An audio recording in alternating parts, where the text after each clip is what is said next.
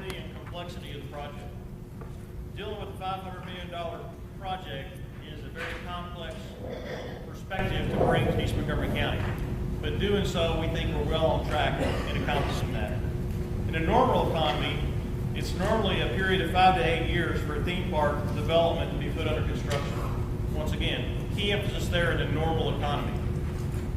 Financial markets dictate development, and no one, except for all of us now, understand with perfect hindsight what we could have anticipated the downturn in the economy.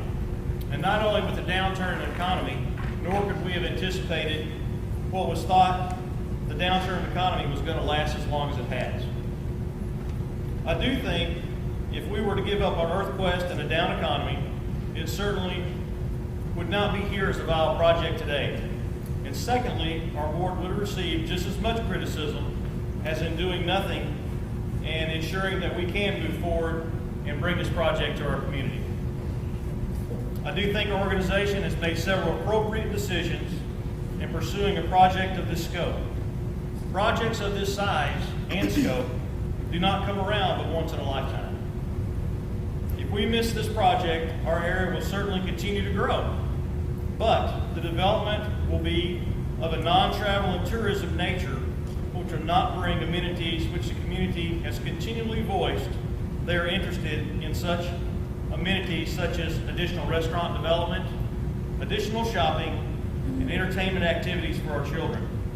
Travel and tourism projects bring nicer amenities, better projects, nicer shopping, more entertainment opportunities, and particularly entertainment venues and the items I just mentioned targeted toward our children. The enormity of the vision of this project requires bold steps, extensive time, effort, and money.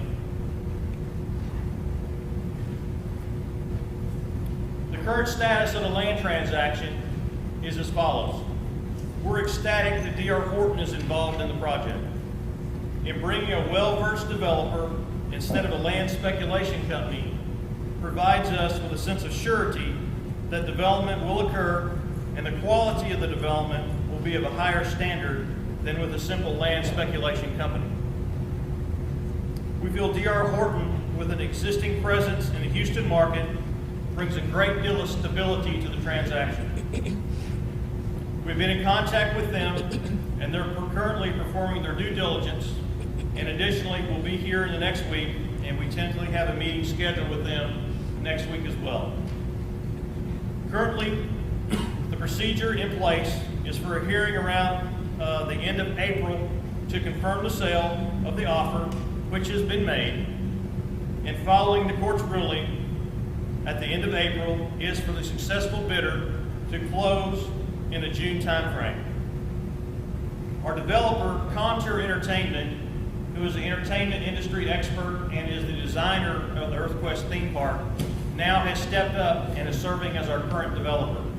They're an LA-based company working on numerous theme park projects around the world, and have stepped up to serve as our new developer, replacing John Marlin as our primary developer. Contour is continuing to proceed and move forward with the development, and upon securing the preferred site, will move forward with purchasing the site. Upon purchasing the site, the developer and his investors will begin the discussions relating to the final structure of the financing. Following the April hearing, we will post updates to our website as the project continues to move forward. With that, I think at this time we'd like to take any questions of the individuals that have signed up relating to EarthQuest. We'll start with David Mullaney. I just had a question about the expenditures that I've read online about the overall expenditures for the staff there. It seems like that would give the impression we're losing quite well off our data. I was wondering if y'all got audited on this or not. Maybe it is our money. And the way y'all living off that, seems like it should be public. I don't like it. I think you're on board with it. I think you're living quite well with it. And so far nothing's happened. But yet we're after $21 million. I can respond. Yeah. Take care. What's the question? The question was in regards to the expenditures, us being out around $20 million, I think that was the question. I can tell you in regards to the EarthQuest expenditures specifically, there was a bond issue, and the dollars allocated in that bond issue are $7.8 million. The other expenditures that we've allocated from the district toward EarthQuest expenditures directly currently are about $2.5 million. That is the extent of expenditures which our district has expended on EarthQuest as of last month. I'll talk about y'all's personal expenses. Like what I've seen on the consent you put out, some of the stuff you got from y'all, I mean, we're going out to eat 3 times a week, and 3 meals a day. Yeah, to expense the county for everything, from driving to the library, it seems like every meal y'all have, I think that's an excessive. I think, maybe his question is more related to budget items, the second item on the agenda instead of the first. And we're on the first agenda item. Sorry, I didn't mean to cut you off. That's what you talking about. You're right, I called your name because it was, well, there'll be more, what Frank is saying is when he gets to the second agenda item, there'll be a lot more explanation on that. But just keep in mind that everything that we do, just like any governmental agency, is always audited, not just internally, but also by an outside auditing firm. Every expenditure that is done is approved by the board. In most cases, before we do it. Sometimes it has to be after. That information made public. Well, I don't know where you go to get Well, it. But I would like a copy of that. it's easy to get, believe me. It is very public. Just as your school audits are not only public, but they're audited from an outside firm, so there is no internal connection. Don't make that matter to the It's available to anyone. Sure. We go with Rose Tullis now. Okay, I think I'll answer covered the other question. My other question was you kind of. Did they stand up when they got? Thanks. Thanks. Kind of had an idea of when. What's the question? When? EarthQuest. Are you thinking, is your question as far as groundbreaking? Yeah, Or- yeah. I think in talking with Contour, the way that the real estate contract is written, with D.R. Horton's purchase, it gives them 18 months to close on the property. So in that transaction, it would give Contour Entertainment 18 months from, say they close in June. Clearly, it's their intent to close before that 18 months, but Contour wants to go ahead and close as soon as possible following June. And then once they have it's called site control. They clearly have a document in their hand that says, I have an option on this piece of property, and that makes their investors feel much better. And then structuring their investors the way that the project gets financed from that point forward. Talking to our developer, he's still looking at breaking ground within that 18 months, and he thinks that's a realistic number.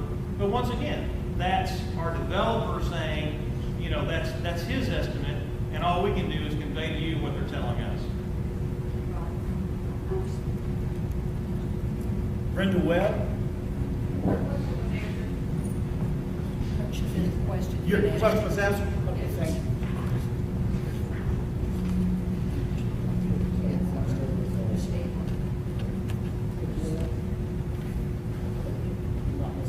May I say something? Not unless you signed up now. We'll catch you No, later. sir, you told me all I had to do was last night. If something came to mind. You told me that. Well, after we finish, then I'll be glad to do that. But let's get through, many questions are going to be answered by the time Frank finishes, and then we'll open it up. Let's give people a chance to hear what all's going on.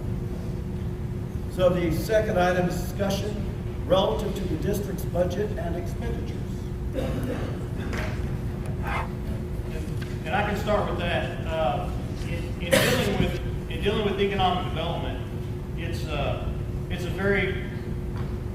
very complex field.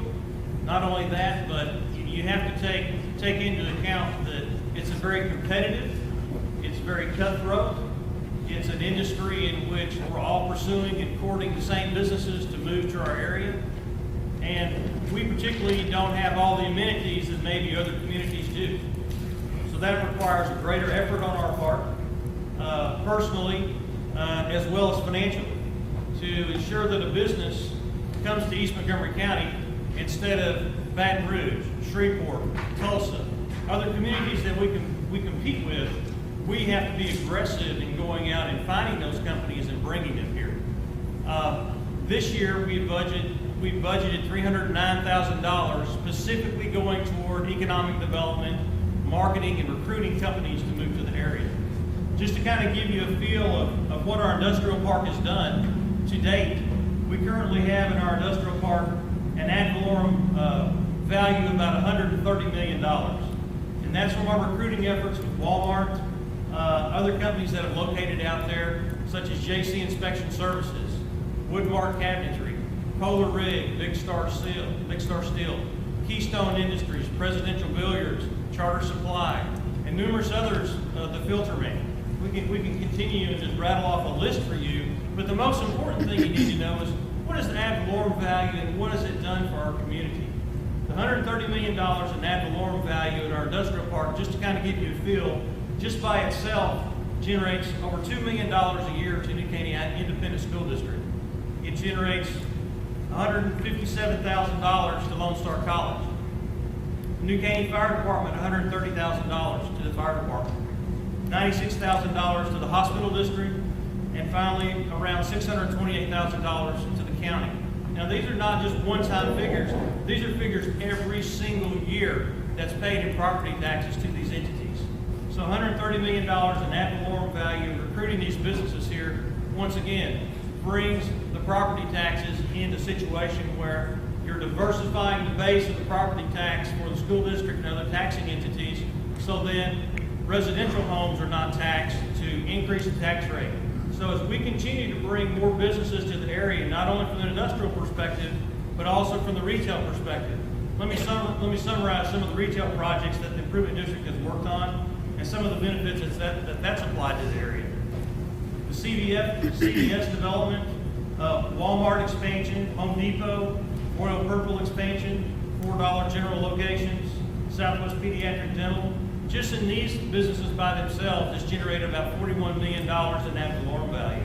And once again, doing the math on those, it once again generates a substantial amount of value to our area, but not only that, ad valorem value to other taxing entities such as the school district, the college district, our fire districts, and others. Another project slated to start in December just across the street. Many of you are familiar with Valley Ranch Town Center. That project is about a $250 million project. What does that do for our area? Once again, a project of that size generates almost $4 million a year to the school district. A project of that size generates over $300,000 a year to the Lone Star College District. Taking into account EarthQuest, we were talking about EarthQuest earlier, but from a financial perspective, what does EarthQuest do for our community? EarthQuest, with a $500 million project, the New Caney School District generates over $7.5 million to the school district.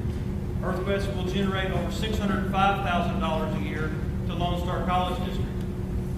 DSD7 over $500,000 a year to the hospital district, $372,000 a year, and to Montgomery County, excluding tax abatements or any other incentives, $2,419,000 a year. So once again, why are we pursuing EarthQuest? Because it's a great investment for our community, not only for our community, but also to ensure property taxes stay low, and at the same time diversifying the base of the taxable properties that are available in our district. So those things are all important in regards to why and how we recruit businesses to our district. And then, like I said, on an annual basis, we feel like spending $300,000 a year in our recruiting efforts, once again, is warranted by bringing these projects here and diversifying the property tax base for all the taxing entities. So with that, Martin Wise?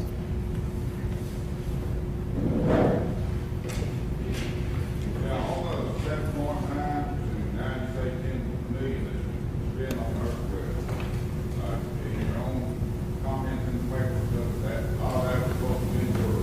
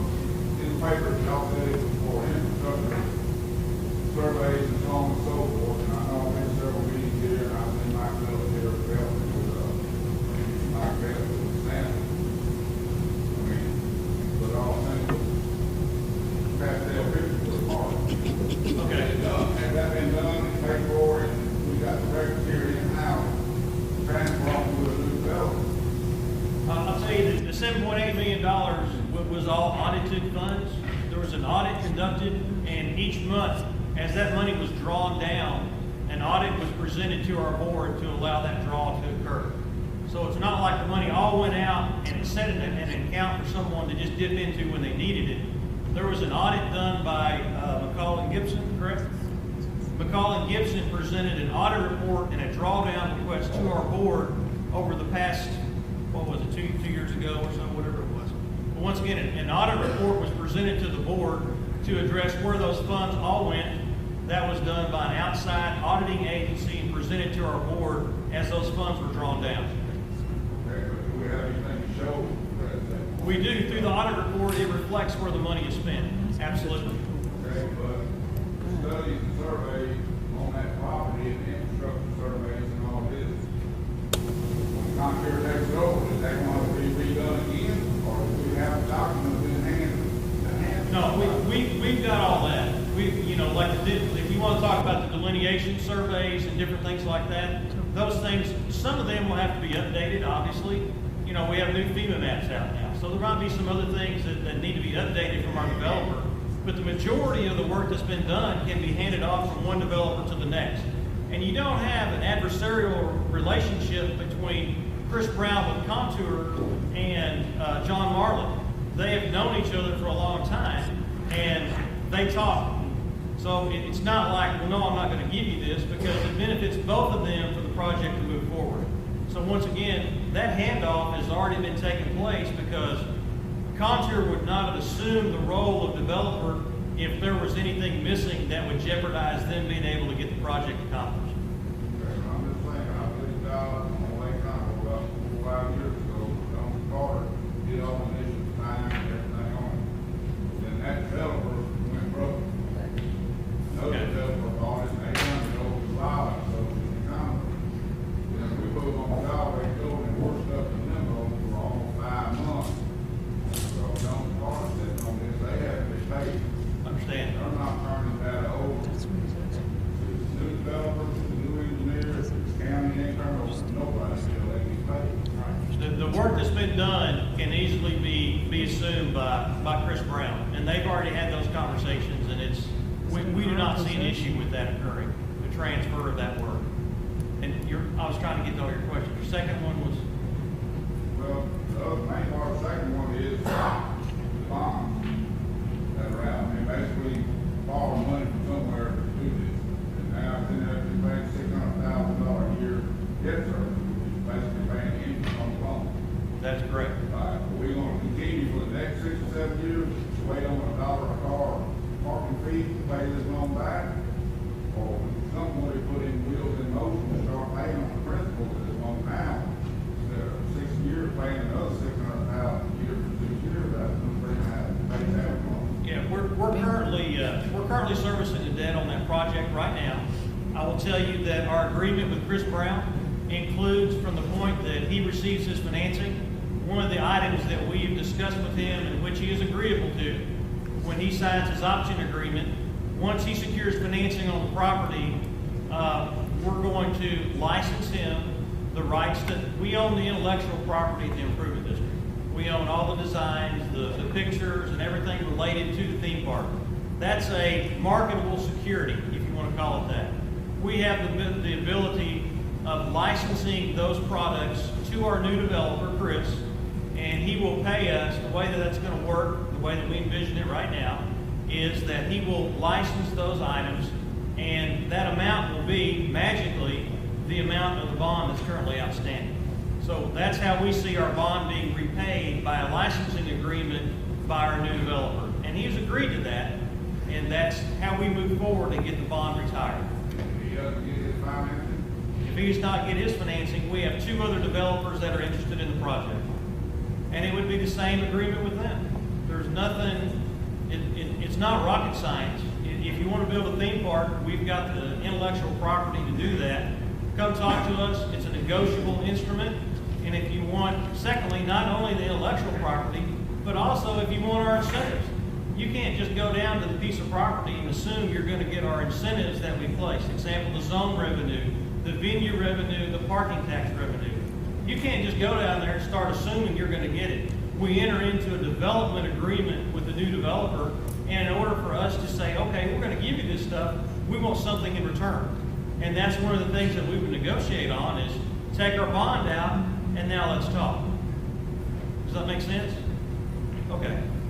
Now, I didn't get to your third question, I'm sorry. I didn't mean to cut you off. A little bit, and what if Horton winds up with? I didn't hear you. What if D.R. Horton winds up with? If D.R. Horton winds up with the west side of the property, they shouldn't end up with the west side of the property because, as I said, we have other developers that are ready to step in and exercise the option on the west side. We're perfectly comfortable with D.R. Horton ending up with the east side. If you look at the other developments around Houston, you can see how they develop. They got a very refined product that includes a large residential portion, and then along the major freeways, you can see where commercial development occurs. Once again, that commercial development comes back to the improvement district through our existing sales tax, and then secondly, through our additional zone tax. So those are other means of recovering our funds as we move on down the road. So there's other revenue sources other than just our existing sales tax. We have these other zones created to supplement that in the future.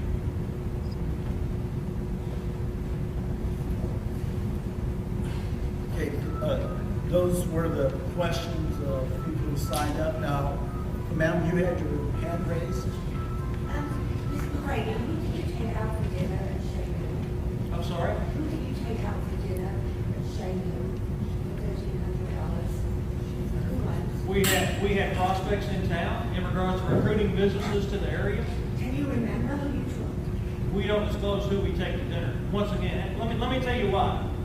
As an example, if we had a company that come to us and we were to take that company out somewhere and we had a competitor that were to come in and request an open record request, they can find out who that company is, not only that company, they can also determine who our brokers are, who our real estate agents are, and as I mentioned earlier, economic development is a very competitive business.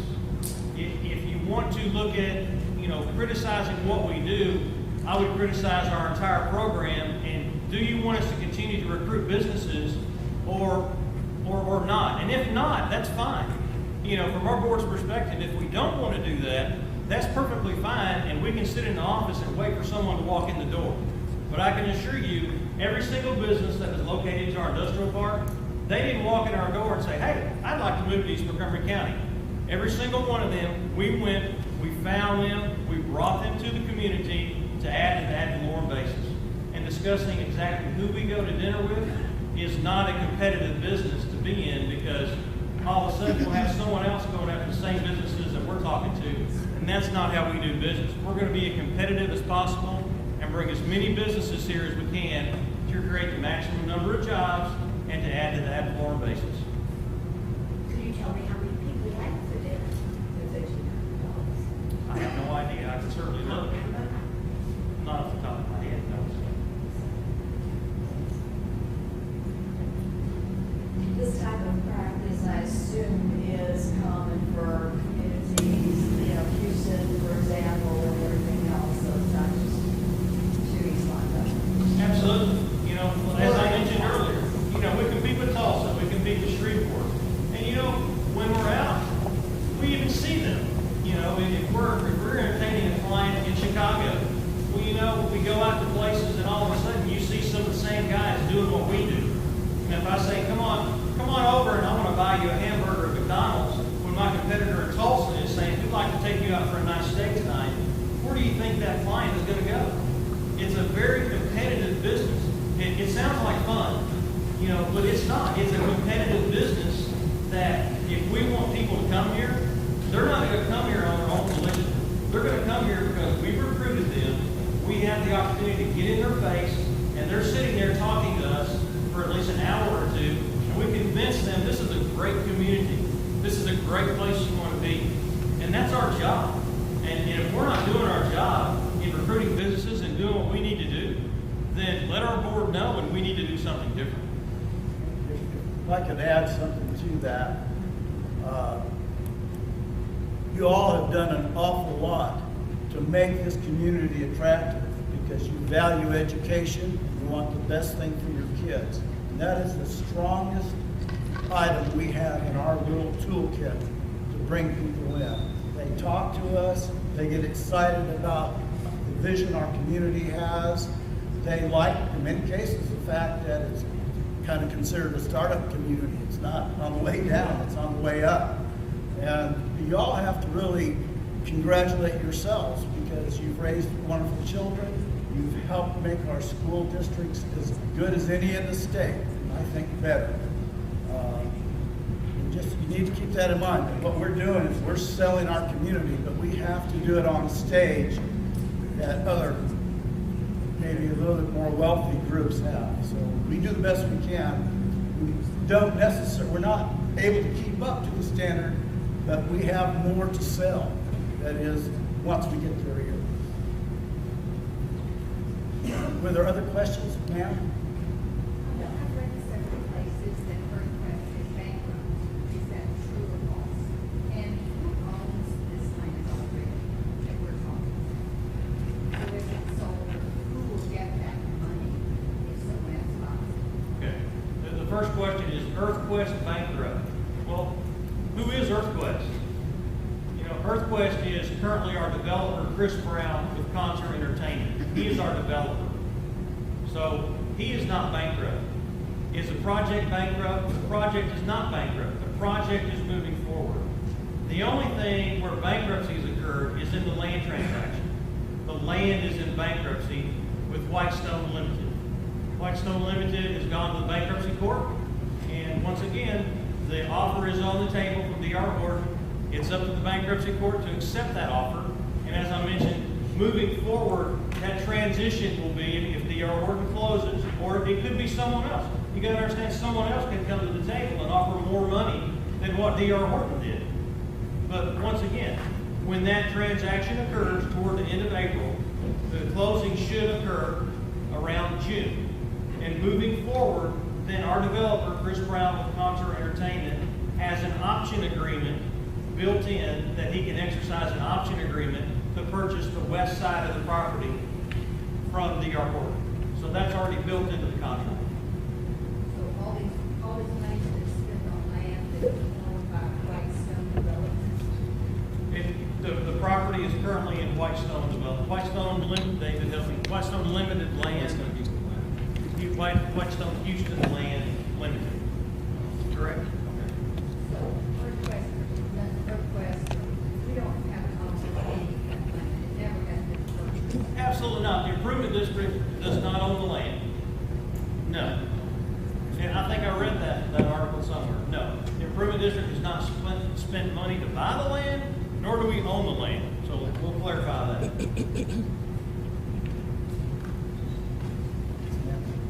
What is the current status of the nonprofit, the EarthQuest Institute, and is Don still a part of this project? Don O'Don is still serving as a consultant, and we still talk to him from time to time. The EarthQuest Institute is a private nonprofit.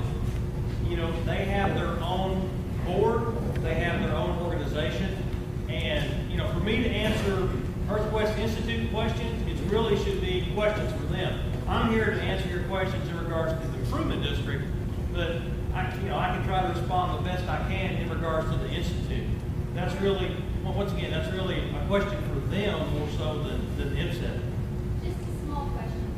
People came and to the fundraiser here, and some of them donated large amounts, and they were promised free tickets and is any of that going to stand? I think you will see when EarthQuest Institute gets open, certainly those commitments will be followed through with. Is there a likelihood it won't get open? Well, if our developer fails, certainly. But if our developer is successful, I would assume, as any rational business person would, that those commitments would be honored. Absolutely. The gentleman over here. Oh, there, okay. Yes, I'm Craig Maliso at the Houston Press. And, We can't hear you. Craig Maliso with the Houston Press. EarthQuest Institute. The difficulty with that is no one seems to know who's on the board. So based on federal tax return records, calling the most recent known people who are on the board, like Deborah Thomas, the CFO, and Matt Gardner, everyone says to call you to find out what's going on with the Institute and where the money went that was paid to the CFO and Don Holbrook. But now you're saying that that's a question for EarthQuest Institute. So my question is, who is EarthQuest Institute? Who are the board members? And is there a way to find out, for example, Mrs. Thomas did not want to explain what she did. She was paid $140,000 the year before last for 20 hours of work a week as the CFO. And that's in a down account. And Don Holbrook was $120,000. Is there a way to find out who's on this board, where the papers are for this nonprofit, and what did those people do to earn that money? Once again, I think, like I said, I think that's really a question for the Institute. Okay, who is the Institute? Because Matt Gardner said that he hasn't been active for at least a year and a half. Deborah Thomas referred all questions to you. Mr. Cabales didn't want to return calls. So it's very difficult to find out who's on the board.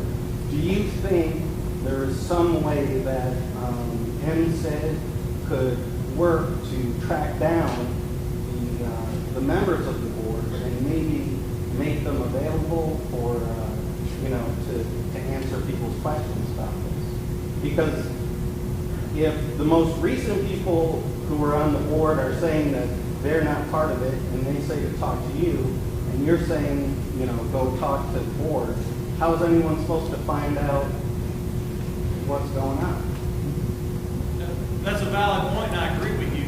But you have a nonprofit that's no longer in business, and once again, for me to answer for them, it's a function of its own private nonprofit. I can answer for the improvement district, and if I can get you in touch with any of them, I'll be happy to do it. Any way that we can. Okay, even though the address for EarthQuest Institute on the federal tax forms were the same address here. Absolutely. They have nothing to do with They it. have never, I'll tell you this, they've never had an office here. They've never had a file cabinet here. We did allow them to use our office to have some board meetings, from time to time. But our involvement, basically doesn't go any further than that. But I have a question. Don Holbrook is on the board, and MSED paid a lot of money for flights back and forth for him from Lake Havasu, from Las Vegas. Now, if on any of those flights, it seems to me that there's some crossover between MSED, EarthQuest, and the Institute. You're saying that there's no way that y'all can get together and... I did not say that. Oh, okay. All right. So at some point in the near future, you'll be able to provide the current board members' names, their salaries, and what that money is going to be used for? I'll certainly call Don Holbrook tomorrow, if that works. All right, we'll give it a shot. Okay. Thank you. All right, you're welcome.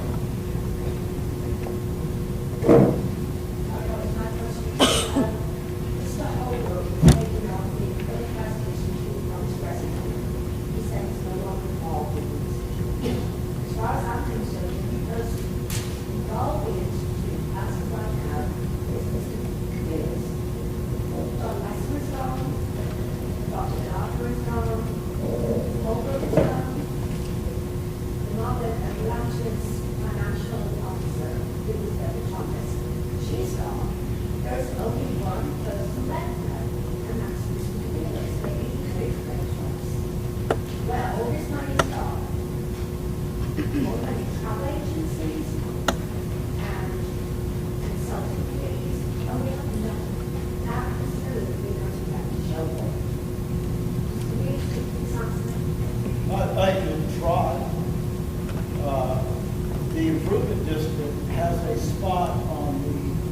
EQI board, I fill that spot.